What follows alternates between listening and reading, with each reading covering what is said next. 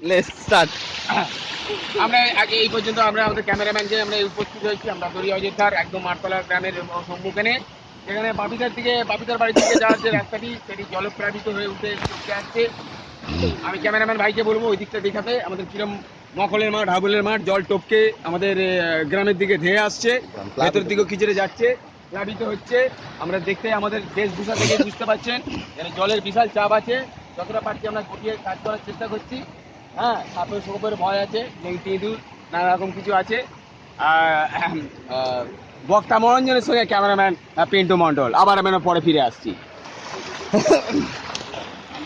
কোথায় একটা চলে আসবে সব সময় ক্যামেরাম্যান জায়গাটা খুব খারাপ।